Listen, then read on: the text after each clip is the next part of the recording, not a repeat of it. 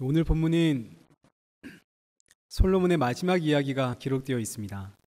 11장을 끝으로 이제 드디어 솔로몬은 죽고 솔로몬의 아들 르호보암의 이야기가 이제 12장부터 시작이 되는 거죠. 솔로몬의 이야기의 이 마지막 사건은, 마지막 장은 솔로몬의 충격적인 우상 숭배로 시작을 하고 끝이 납니다.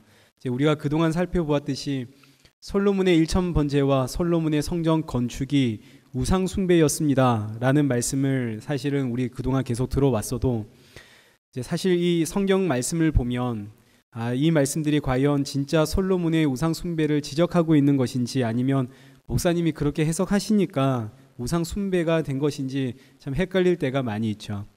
근데 오늘 본문에는 이젠 너무나 명확하게 솔로몬의 배교 이야기가 기록이 됩니다. 그래서 1절 말씀을 한번 보시면, 솔로몬이 바로의 딸 외에도 이방의 많은 여인을 사랑했다라고 기록을 하고, 그래서 2절 말씀을 보시면, 하나님께서 일찍이 이스라엘 백성들에게 이방 민족과 결혼하지 마라 금하셨는데, 율법으로 정해 놓으셨는데, 그런데 솔로몬은 그들을 사랑하였더라. 그래서 3절 말씀에 솔로몬의 아내가 후궁은 700명, 첩은 300명, 1000명이 되었습니다. 솔로몬이 많은 여인들과 결혼한 것을 우리 쉽게 전략적인 결혼이다, 정략 결혼 이렇게 생각을 합니다. 고대 사회에서 국가와 국가가 연합하는 가장 좋은 방법은 결혼입니다. 그래서 알다시피 솔로몬이 왕이 되어서 가장 먼저 한 일은 3장 1절 말씀을 보시면, 애굽의 왕 바로 왕의 딸과 결혼을 하는 것이 솔로몬이 가장 먼저 했던 일입니다. 애굽은 전통적인 강대국입니다. 충분히 전략적으로 결혼할 수 있는 이유가 되겠죠. 물론 죄입니다. 하나님이 금하셨지만. 그러나 우리 11장 1절에서 확인되듯이 모압, 암몬, 에돔, 시돈, 헷이라고 하는 나라들은 이 당시에 아주 작은 나라들입니다. 아주 작은 도시 국가들. 솔로몬이 굳이 이 나라들과 정략 결혼을 할 이유가 전혀 없죠. 솔로몬이 적극적으로 결혼하자, 이 이방 여인들과 결혼할 이유가 조금도 없습니다. 그런데 왜 솔로몬은 이 이방 여인들과 적극적으로 결혼을 했을까요? 그 이유를 성경은 솔로몬이 그들을 사랑해서라고, 전적으로 솔로몬 그 개인의 쾌락을 위해서 결혼을 했다라는 뜻입니다. 그럼 이제 우리 이런 생각을 하게 되는 거죠. 아니, 솔로몬이 어떻게 이런 짓을 할 수 있는가? 하나님께서 솔로몬에게 역사상 그 짝을 찾아볼 수 없는 지혜도 주셨고, 하나님께서 그 엄청난 부귀 영화도 솔로몬에게 주셨는데, 어떻게 솔로몬이 하나님께 이럴 수가 있단 말인가? 나는 절대 안 그럴 텐데, 이런 생각을 우리가 이제 하게 됩니다. 이것이 솔로몬 이후로 이 땅에 살아가는 모든 사람들이 속고 있는 마귀의 시험이고 마귀의 유혹입니다. 뭐가 마귀의 시험인가요? 하나님이 솔로몬에게 저렇게 부귀 영화 지혜를 주셨는데, 만일 나에게도 그렇게 주셨다면 나는 솔로몬처럼 안 할 텐데 라고 자신에 대해서 확신하는 것, 이것이 마귀가 주는 시험, 유혹이 아니고, 뭐 이것도 맞겠지만 진짜 마귀의 시험과 유혹은 다른 데에 있습니다. 우리 내면 안에 숨겨져 있는 마귀의 유혹과 시험들, 뭘까요? 사람은 누구나 다 행복해지고 싶죠. 행복하고 싶습니다. 행복이 뭔가요? 솔로몬 시대에도 그랬지만 오늘날도 마찬가지, 사람은 다 행복해지고 싶어 하는데, 과거에 비해서 오늘날은 좀 더 심하게 행복을 소비와 연결시킵니다. 내가 하고 싶은 것들을 얼마나 눈치 보지 않고 돈 걱정하지 않고 할 수 있는가, 이걸 행복으로 연결시키는 시대가 오늘 이 시대입니다. 여행 가고 싶을 때 언제든지 갈 수 있고, 내가 가고 싶은 나라 여행지 마음껏 갈 수 있고, 내가 사고 싶을 때 언제든지 내가 원하는 모든 것들 다 살 수 있고, 이것이 오늘날 사람들이 추구하고 있는 행복입니다. 행복은 소비와 연결되는 거죠. 이것이 많든 적든 내가 만족할 수 있는 소비를 할 수 있는 것, 이것이 행복으로 연결되어집니다. 오늘 이 세대가 그렇습니다. 그럼 이 행복의 관점이 우리 안에 누구에게나 다 들어있는데, 이 관점으로 우리가 솔로몬을 바라보면, 야, 하나님이 솔로몬에게 지혜도 주셨지, 세상의 모든 것을 다 할 수 있는 부귀 영화도 주셨지. 그럼 솔로몬은 어떤 사람인가요? 행복한 사람이죠. 야, 그런데 이렇게 행복한 사람, 하나님이 솔로몬에게 이렇게 행복을 주셨는데, 그런데 솔로몬이 하나님을 떠나다니 어떻게 이럴 수가 있는가? 하나님이 만약에 나에게 이런 행복을 주셨다면, 나에게 이런 지혜와 이런 부귀 영화를 나에게도 주셨다면 나는 절대 하나님 배반하지 않을 텐데, 지금 여기서 뭐가 문제인가요? 내 눈에 예수님이 안 보인다는 것이 문제입니다. 행복을 요구하면서, 행복을 추구하면서 예수 그리스도를 빼고 말하고 있는 지금 이게 문제라는 뜻입니다. 솔로몬의 부귀 영화는 지금 내 눈앞에 너무나 명확하게 보이는데, 그래서 이야, 하나님이 솔로몬에게 저렇게 부귀 영화 주셨는데 어떻게 솔로몬은 하나님을 저렇게 배신할 수 있단 말인가? 정작 내 눈에 그 솔로몬의 부귀 영화는 보이지만 정말로 내 눈앞에 보여야 할 그 예수 그리스도는 보이지 않는 것, 이게 사탄의 시험이고 사탄의 유혹이라는 뜻입니다. 사탄의 목표는 오직 한 가지, 어떻게 해서든 사람들이 예수님을 생각하지를 못하고 예수님을 못 보고 예수님의 십자가를 보지 못하게 하는 것, 이게 사탄의 유혹이고 사탄의 시험입니다. 그래서 오늘날 이 시대의 사람들이 참 행복이 뭔지를 잊어버렸습니다. 여러분, 뭐가 행복인가요? 행복을 소비로 연결하는 거죠. 진짜 행복은 뭡니까? 성경에 주 예수를 믿으라, 그리하면 너와 내 집이 구원을 얻으리라. 이것이 행복입니다. 예수님을 믿는 것이 행복이고 예수 그리스도의 그 십자가가 내 눈앞에 보이는 것이 행복입니다. 그런데 솔로몬을 보면서 그의 부귀 영화는 계속 내 눈에 들어오고 밟히는데 예수님이 보이지 않으면 시험에 들었다는 것이죠. 우리는 사람들과의 관계 속에서 종종 나 누구 때문에 시험 들었어 라고 이야기를 하는데, 그 누군가의 말이 우리에게 시험이 되는 게 아닙니다. 그 누군가의 말을 내가 들었을 때 예수 그리스도가 생각나지 않는다면, 예수님의 십자가가 전혀 생각나지 않는다면 그게 나에게 준 시험이 되는 거죠. 상처되는 말을 들었습니다. 그런데 나는 예수님이 생각이 나고 예수님의 십자가가 생각이 납니다. 그건 시험이 아닙니다. 감사한 일이죠. 그래서 오늘 솔로몬의 이야기를 마무리하면서 이제 우리가 나 자신에게 물어봐야 하는 것은, 난 지금 무엇을 사랑하고 있는가? 난 정말 예수 그리스도를 사랑하고 있는가? 아니면 여전히 저 솔로몬의 부귀 영화가 부러운가? 우리 이것을 내 스스로에게 질문하며 점검해야 하는 것이죠. 솔로몬의 역사 이후로 이스라엘 백성들의 역사들을 이제 앞으로 살펴볼 텐데, 이 이스라엘 백성들의 역사를 보면 이스라엘 백성들의 그 모든 역사는 전부 다 솔로몬의 부귀 영화를 쫓아가는 역사입니다. 그래서 이사야서 2장 6절 말씀을 한번 보시죠. 이사야 선지자는 솔로몬 이후에 한참 뒤에, 이제 한 200~300년 뒤의 인물입니다. 이 사람이, 이 선지자 이사야가 이 시대의 이스라엘 백성들을 이렇게 평가합니다. 6절, 주께서 주의 백성 야곱 족속을 버리셨음은 그들이 동방 풍속이 가득하고 블레셋 사람들과 같이 점을 치고 이방 사람들과 더불어 손을 잡아 언약하였고 이방인들과 결혼했다는 거죠. 그리고 나서 이제 7절과 8절, 이 땅에 은금이 가득하고 보화가 무한하고 그 땅에 마필이 가득하고 병거가 무수하고 우상도 가득하고. 여러분, 이게 어느 시대의 이야기입니까? 이게 솔로몬의 이야기입니다. 솔로몬의 특징이 뭔가요? 솔로몬 시대 은금이 넘치죠. 보화가 가득하죠. 땅에는 마필이 가득하고 병거가 무수했죠. 그래서 성도 따로 짓죠. 그리고 솔로몬은 그 땅에 우상이 얼마나 많던지. 솔로몬 시대 이후로 이스라엘 백성들의 모든 역사는 다 솔로몬을 쫓아가는, 솔로몬의 그 부귀 영화를 쫓아가는 역사입니다. 그리고 지금 이사야 선지자가 자신의 그 시대의 이스라엘 백성들을 이렇게 고발하고 있는 거죠. 이 시대 사람들이 원하는 것이 무엇인가? 은금을 원하고 보화를 원하고 이 땅에는 마병과 병거가 가득하길 원하고 자기 손으로 만든 우상들 가득가득 만들어 모시고, 이게 전부 다 솔로몬이 가졌던 것들, 솔로몬 이후로 이스라엘 백성들이 원했던 것들, 솔로몬의 부귀 영화. 그래서 이스라엘 백성들이 망하게 되는 거죠. 솔로몬의 부귀영화 구하면, 그것 사랑하면 망합니다. 이것이 열왕기서에 기록되어져 있는 한결같은 메시지입니다. 솔로몬의 부귀영화 따라가면 망한다. 그래서 9절 말씀을 한번 보시죠. 이사야 선지자가 이 시대의 사람들을 이렇게 평가한 이후에 이렇게 하나님 앞에 기도합니다. 하나님, 저들을 용서하지 마옵소서. 이사야 선지자가 하나님께, 하나님, 이렇게 우상 숭배하고 저렇게 부귀영화를 탐내는데 잘 먹고 잘 살면 됩니까? 하나님께서 약속하지 않으셨습니까?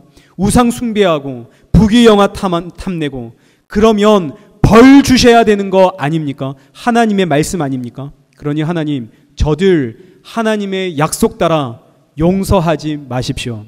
하나님, 저들 망하게 하옵소서. 이것이 지금 선지자 이사야의 기도입니다. 하나님, 이 나라 망하게 하십시오. 나중에 살펴보겠지만 이제 곧 아합이라고 하는 왕이 등장하게 될 겁니다. 이스라엘 역사상 손에 꼽히는 악한 왕이죠. 그런데 그 시대는 어찌된 일인지 사람들이 다 잘 먹고 잘 살았습니다. 그래서 엘리야 선지자가 하나님 앞에 기도하죠. 하나님, 언약 어기면 하늘의 문을 닫아 비 내리지 않겠다 약속하지 않았습니까? 근데 왜 자꾸 이 나라에 비를 내리십니까? 그래서 하나님께서 엘리야 선지자의 기도를 듣고, 그래 맞다, 3년 6개월 동안 하나님께서 비를 내리지 않습니다. 선지자 엘리야의 기도도 하나님, 이 나라 망해야 되지 않습니까? 이 나라 망하게 하옵소서의 기도입니다. 왜 선지자들이 계속 하나님께, 하나님, 이 나라 망하게 하십시오라고 기도하나요? 세상 사랑하고 자신을 사랑하는 저들 하나님 망하게 하십시오. 그래서 하나님만 사랑하게 하옵소서.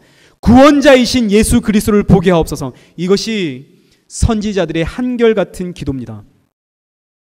그럼 이제 우리 이 기도를 가지고 우리 신앙을 한번 점검해 보시죠. 하나님 사랑하십니까? 예수님 사랑하십니까? 그렇다면 우리도 이 선지자와 같이 기도해야 하지 않겠습니까? 오늘날 교회가 세상을 너무 사랑합니다. 세상에서의 성공과 세상에서의 복, 그거 받아라고 외칩니다. 교회가 수적인 부흥, 그거 하고 싶어 합니다. 물질의 욕심도 많습니다. 그렇다면 오늘 우리 교회를 위해서 어떻게 기도해야 할까요? 하나님, 이 교회 망하게 하옵소서 기도해야 하지 않겠습니까? 아니면 하나님, 이 교회 더 성장하게 하옵소서라고 기도해야 하겠습니까? 이런 기도는 우리 할 수 있을 것 같죠. 근데 우리 좀 더 민감한 곳으로 가볼까요? 우리 가정이 너무 세속적입니다. 우리 가정이 너무 세상의 성공을 바라는 거죠. 내 남편이 세상적 성공을 원하고 있고 내 자녀들이 세상적 성공을 원하고 있습니다. 예수님보다는 세상이 먼저고, 예수님보다는 사람이 먼저고, 예수님보다는 내 직장이 먼저고, 예수님보다는 내가 하고 싶은 일들이 먼저입니다. 그럼 우리 어떻게 기도해야 할까요? 하나님, 내 가정 망하게 하옵소서. 하나님, 내 남편의 사업 망하게 하옵소서. 하나님, 내 자녀들의 저 앞길 망하게 하옵소서. 그래서 예수 그리스도의 십자가만 붙들게 하옵소서. 우리 이렇게 기도해야 하지 않습니까? 이것이 마땅하지 않습니까? 그런데 여러분, 이 기도 나오시나요? 예수님이 뒷전이라도 괜찮습니다. 우리 가정, 내 남편, 내 자녀, 그 앞길 지켜주시고 어려움이 없도록 하나님 지켜주십시오라고 기도하고 있는 것 아닌가요? 우리 마음속엔 정말 뭐가 들어가 있습니까? 무엇이 우선입니까? 제가 매주 강대상에서 여러분의 가정 망해야 됩니다. 예수 믿지 않는 여러분의 자녀들 철저하게 망해야 됩니다. 그래서 예수 그리스도 붙잡아야 됩니다. 라고 매주 설교하면 여러분, 교회에 나올 맛이 나겠습니까? 누가 교회에 나오겠습니까? 그래서 오늘날 이 시대의 교회가 절충안을 찾죠. 하나님을 사랑하고 동시에 세상에서도 복받을 수 있는 그런 메시지를 찾고 그런 교회가 되려고 합니다. 그럼 사람들 좋아하겠죠. 그러나 솔로몬의 이야기는 그런 신앙은 불가능하다, 우리에게 알려주고 있습니다.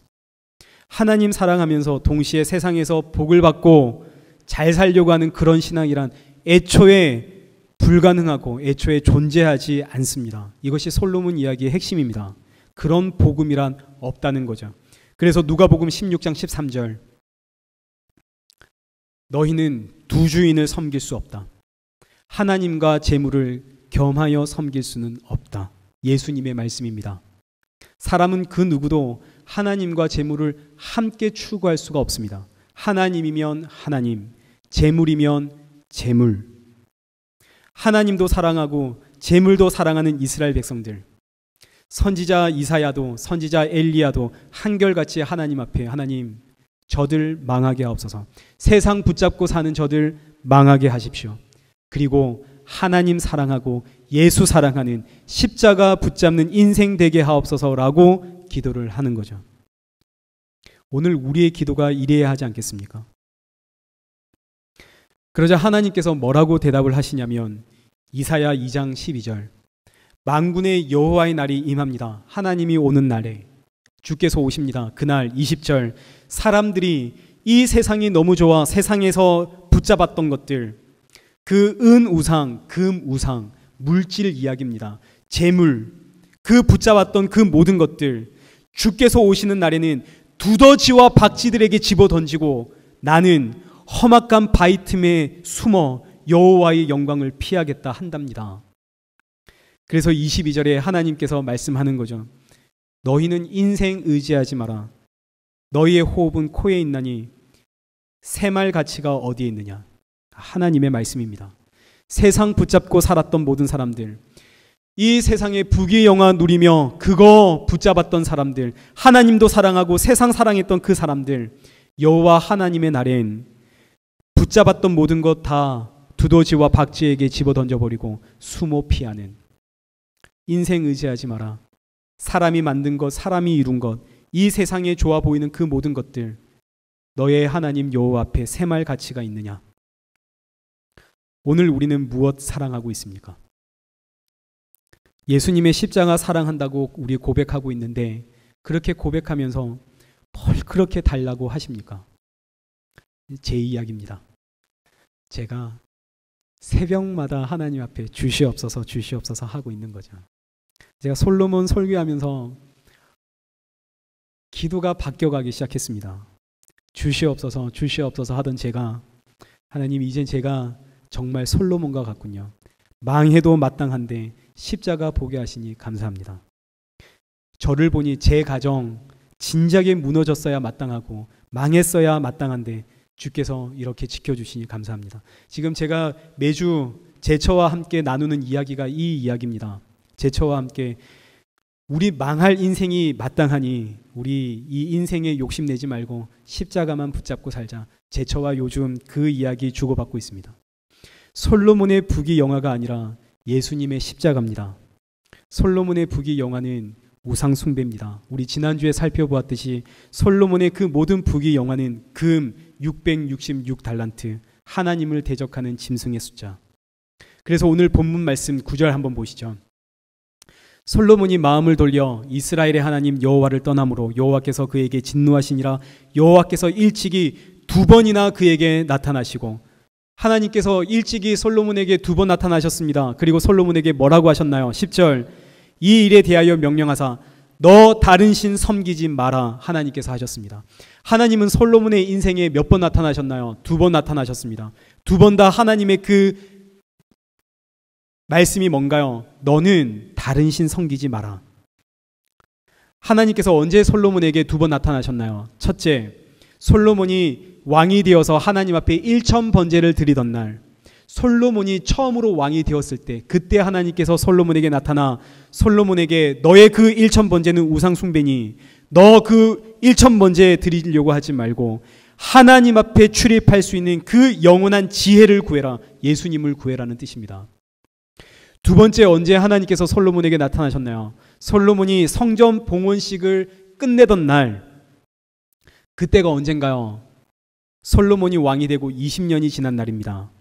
20년 뒤에 하나님께서 성전 봉헌식을 한 그 솔로몬에게 나타나 너의 그 모든 행사 그거 다 우상 숭배니 너 다윗처럼 온전한 마음으로 나를 섬겨라. 그렇지 않으면 이 성전 집어 던지고 너는 땅에서 끊어질 것이다. 역시 하나님께서 예수 그리스도를 믿어라고 이야기를 하십니다. 한번 보시죠. 하나님이 솔로몬에게 2번 나타났습니다. 왕이 될 때 한 번, 그리고 20년이 지나서 한 번. 이 말씀의 의미는 솔로몬은 처음부터 지금까지 하나님 앞에 예배드린 적이 없던 우상 숭배자였다라는 뜻입니다. 그래서 이제 하나님도 2번의 경고가 끝내고 이제 솔로몬에게 하나님의 그 언약을 지키려고 하십니다. 그래서 11절 말씀을 보시죠. 11절. 내가 내 언약과 내가 내게 명령한 법도를 지키지 아니하였으니 내가 반드시 이 나라를 내게서 빼앗아 내 신하에게 주리라. 그러나 내 아버지 다윗을 위하여 내 세대에는 이 일을 행하지 아니하고 내 아들의 손에서 빼앗겠다. 하나님께서 솔로몬에게 반드시 내가 너의 나라를 빼앗아 버리겠다라고 말씀하십니다. 하나님께서 하시는 말씀은 네가 붙잡고 있는 그 모든 것들 내가 반드시 다 빼앗아 버리겠다라는 하나님의 결단, 하나님의 의지, 하나님의 열심을 의미합니다. 네가 붙잡고 있는 건 내가 반드시 다 빼앗아 버리겠다. 근데 여기서 끝나는 것이 아니죠. 여기서 끝이 아니라 여기에는 복음이 담겨 있습니다. 이건 우리 조금 이따가 살펴보겠습니다. 먼저 하나님께서 솔로몬에게 언약 내린 이 언약부터 한번 보시죠. 우리 사무엘하 7장 14절과 15절 말씀 보시면 다윗의 후손들이 죄를 범하면 내가 사람의 매와 인생의 채찍으로 징계하려니와 내가 내 앞에서 물러나게 한 사울에게 내 은총을 빼앗은 것처럼 그에게서 빼앗지는 아니하리라. 하나님께서 다윗에게 주신 언약은 다윗의 후손들이 죄를 범했을 때 사람의 매와 인생의 채찍으로 징계를 하시고 그리고 동시에 그의 나라를 빼앗겠다라고 하십니다. 그런데 사울 왕처럼 완전히 송두리째 뺏지는 않고 영원히 빼앗지는 않겠다라고 이야기는 하는 것이 이 말씀입니다. 그래서 오늘 본문의 13절 말씀을 다시 보시면 하나님께서 솔로몬에게 너의 나라를 내가 빼앗겠다라고 하지만 다 빼앗지는 않겠다라고 이야기를 하시죠.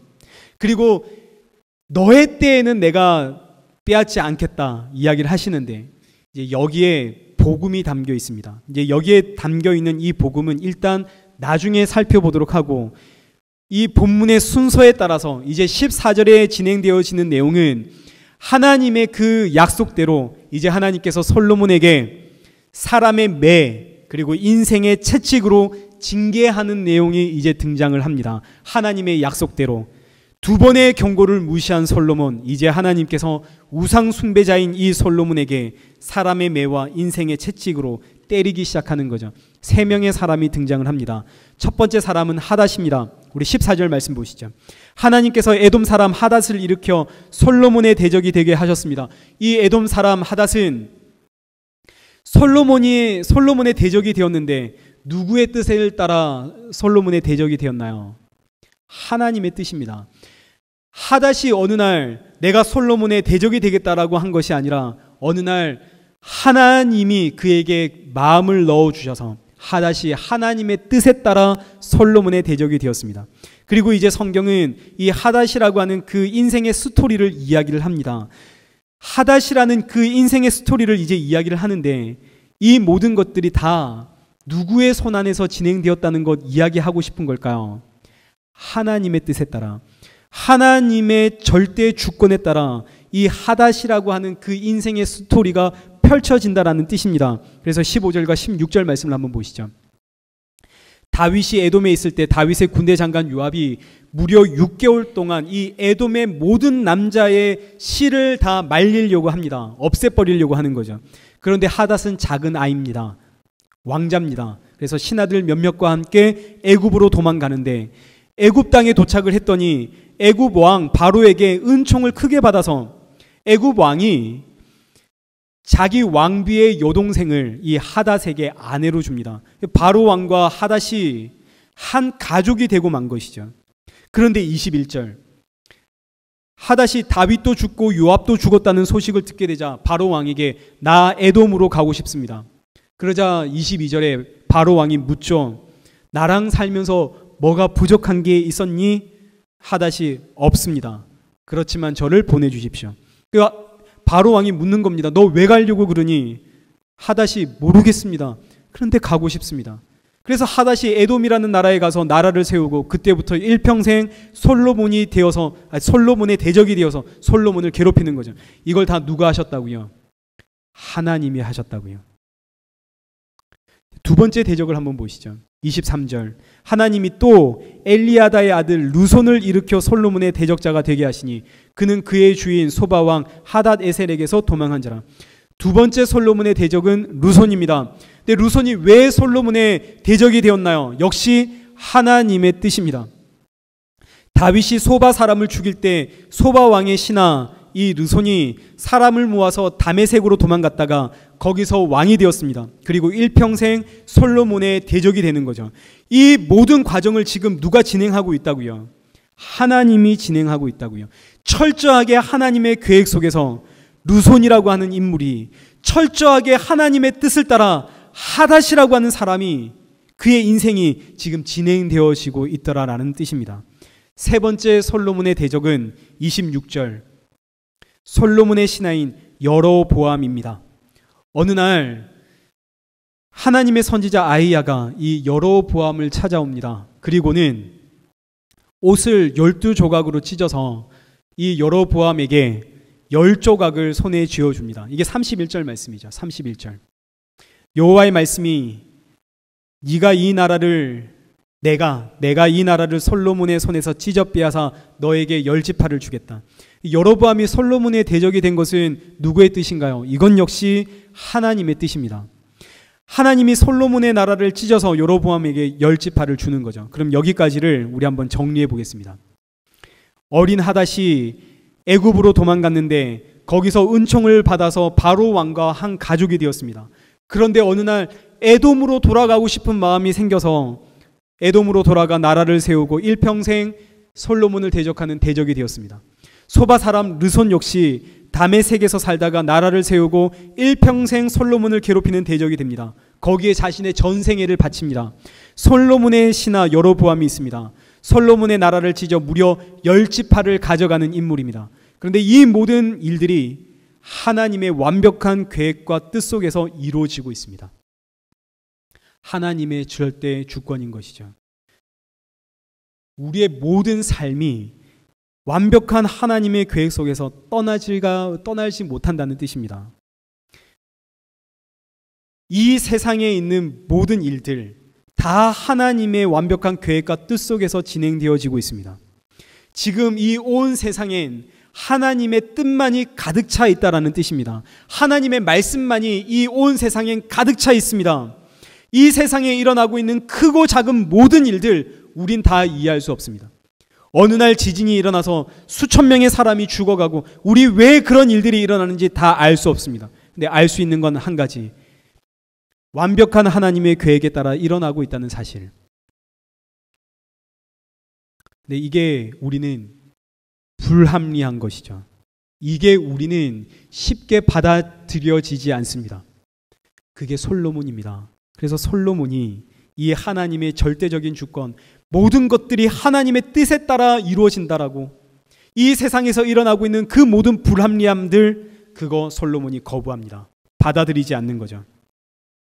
그래서 40절 말씀을 한번 보시죠. 솔로몬이 여로보암을 죽이려고 하며 여로보암이 일어나 애굽으로 도망가서 솔로몬이 죽기까지 애굽에 있으니라. 솔로몬은 하나님이 자신의 나라를 갈갈이 찢어서 10지파를 여로보암에게 준다는 그것, 이게 하나님의 절대적인 주권 속에서 일어난다는 사실 받아들일 수가 없었습니다. 불합리한 것이죠. 그래서 다윗을 죽이려고 했던 사울 왕처럼 하나님께서 세운 이 다음 세대의 왕, 이 여로보암을 솔로몬이 잡아다 죽이려고 하는 겁니다. 아니, 하나님의 절대 주권, 무슨 절대 주권? 지진이 나서 수천 명의 사람들이 죽어가는데 그게 무슨 하나님의 절대 주권? 하나님이 멀쩡한 내 나라를 왜 갈갈이 찢어서 다른 사람에게 주는가? 하나님이 멀쩡한 내 집을 왜 갈갈이 찢어서 저 여로보암에게 준단 말인가? 솔로몬이 그래서 여로보암 잡아 죽이려고 하는 겁니다. 그게 무슨 하나님의 절대 주권? 온 세상에 하나님의 뜻만이 가득 차 있습니다. 모든 것이 하나님의 뜻 안에 있습니다. 그런데 이 신앙을 우리가 고백하지를 못하면 우리도 얼마든지 솔로몬처럼 하나님이 하시는 그 모든 일들에 대해 우리는 원망하고 불평하고 이해할 수 없다 소리치게 되는 것이죠. 그래서 반항하게 되어지고 불순종하게 되어져 있습니다. 우리는 얼마든지 솔로몬이 될 수 있는 것이죠. 하나님은 왜 하나님 마음대로 하는가? 그런 하나님이라면 나 필요 없다. 근데 여기에 이제 놀라운 복음이 들어가 있습니다. 솔로몬은 사실 지금 찢어져도 진작에 찢어졌어야 할 인물입니다. 망했어도 진작에 망했어야 하는 인물입니다. 그런데 하나님께서 솔로몬에게 2번 경고하시고 그 후에는 사람의 매와 인생의 채찍으로 솔로몬을 때리시는데, 그런데 놀랍게도 하나님은 솔로몬을 망하게 하지는 않으십니다. 솔로몬은 솔로몬 때에 망하지 않습니다. 왜입니까?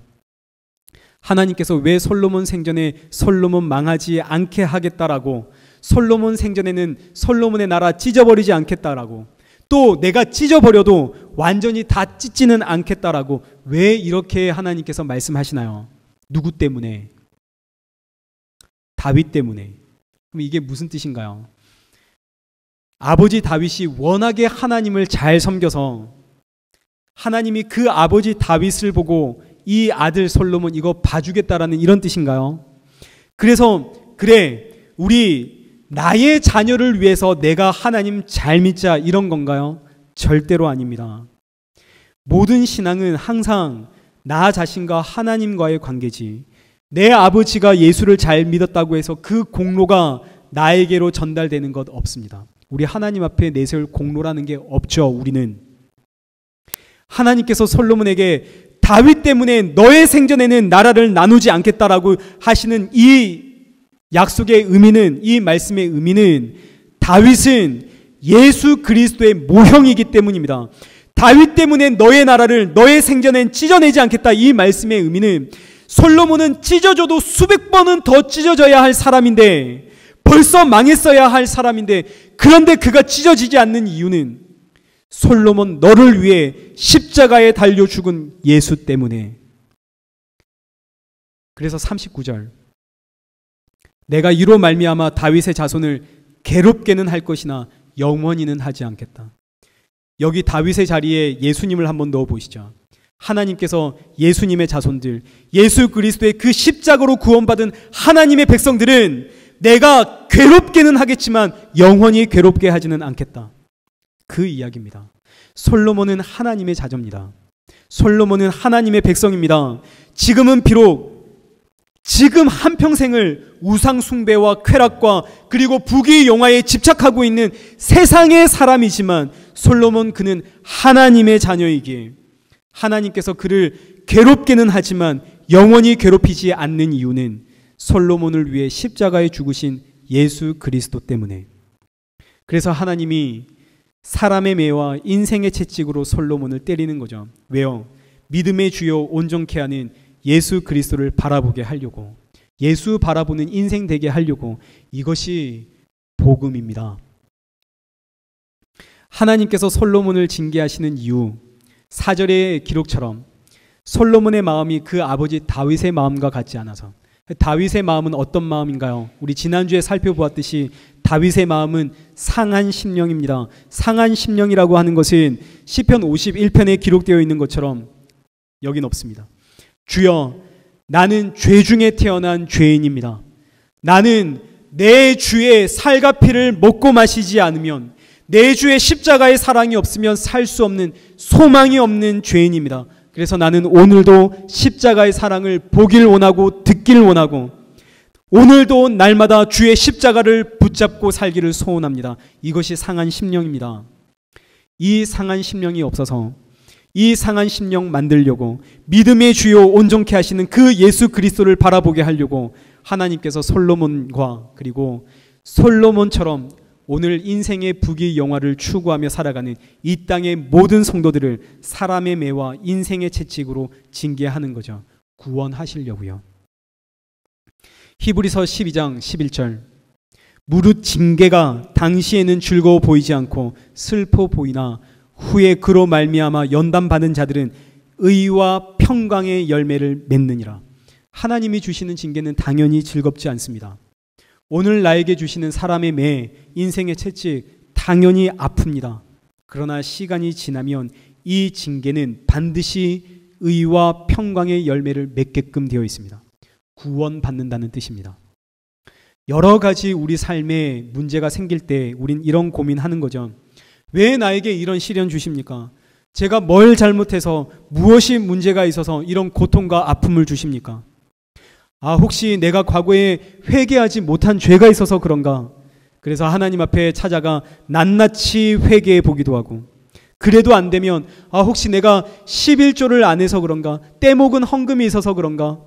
그래서 과하게 11조도 헌금도 해보고, 그래도 안 된다면 용하다는 기도원 찾아가서 기도도 해보고, 용한 분께 기도도 받아보고.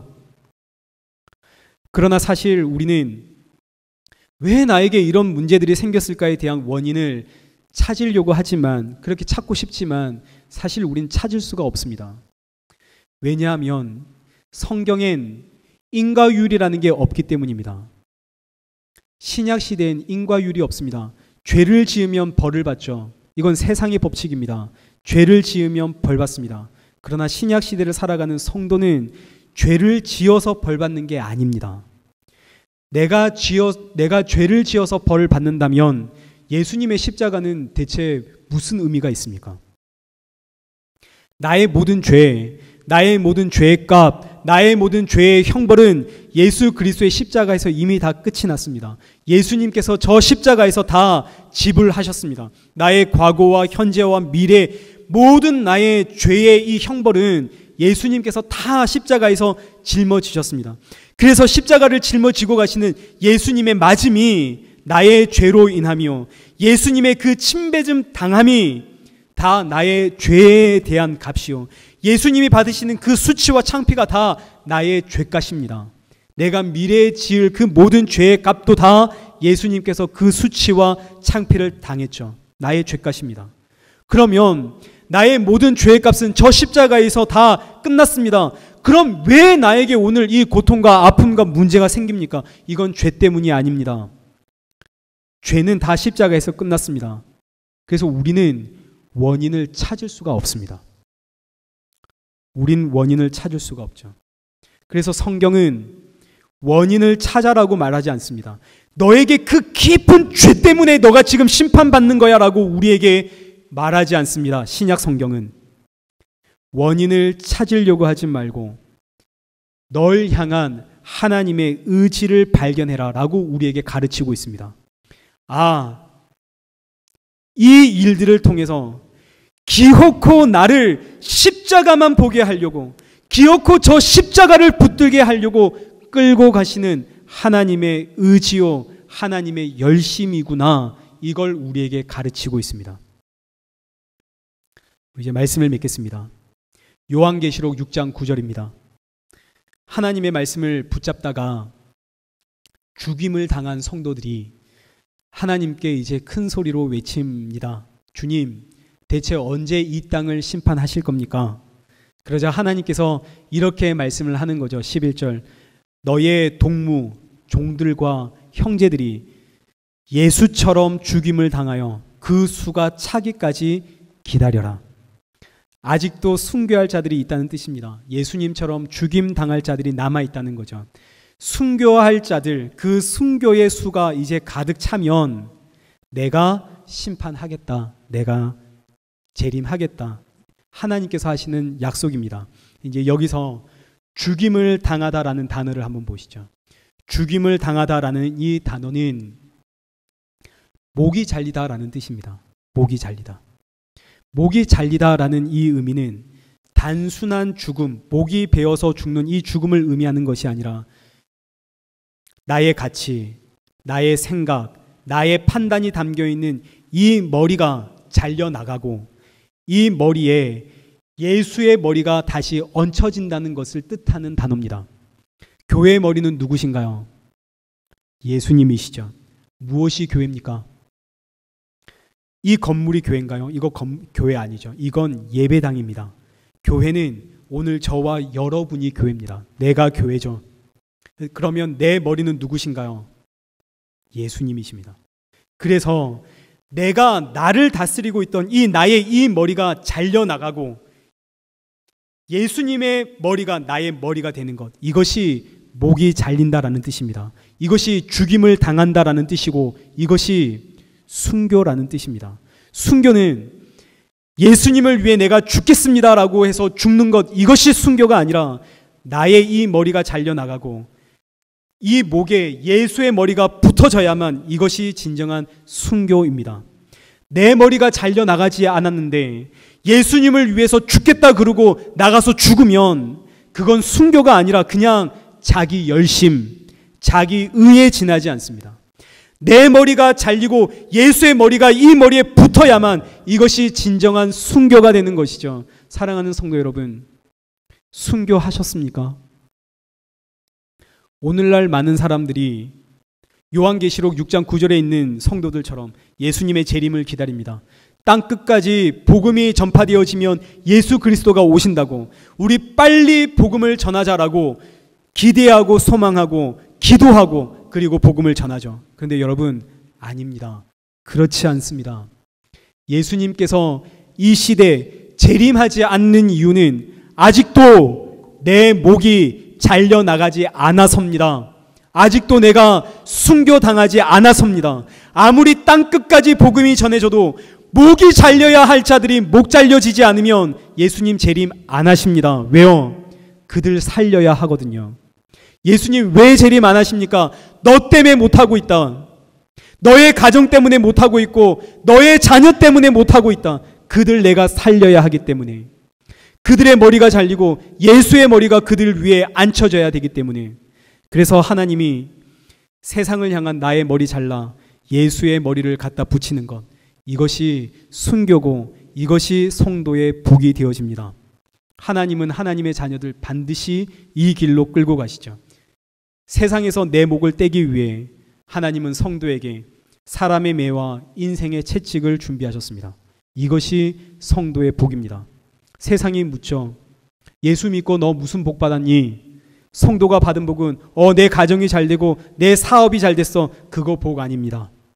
그걸 복이라고 말하면 솔로몬이죠. 망합니다. 망해야 됩니다. 성도가 받은 복은 내 목이 잘리고 예수의 목이 내 몸에 붙었습니다. 이 순교의 복입니다. 무슨 복 받았니? 나 머리가 잘리는 복 받았어. 예수님이 나의 머리가 되시는 복 받았지. 그런데 우리가 이렇게 말하지 못하는 이유는 머리는 예수님의 머리인데 내 몸은, 내 행동은, 내 입에서 나오는 말은 예수의 모습이 아니기 때문에 아닐까요? 사랑하는 성도 여러분, 이 한 주는 세상으로 가득 차 있는 나의 이 머리가 잘리고 예수님이 나의 머리가 되시는, 그래서 내 삶에서도 자연스럽게 예수님이 드러나는 이 순교의 은혜가 이 한 주 여러분과 여러분의 가정과 그리고 자녀들에게 임하길 축원합니다. 우리 시간에 우리 하나님 앞에 기도하며 나가실 때 나의 목베임이 주님의 은혜요, 사랑이요, 하나님의 복임을 우리 고백하면서 하나님 이 한 주도 목베임을 당하는 한 주, 순교하는 한 주, 그래서 나는 죽고 예수님만이 사시는 이 한 주, 세상과 나는 간 곳 없고 구속한 주만 보이는 이 한 주 살아갈 수 있도록 성령의 충만함 부어주옵소서.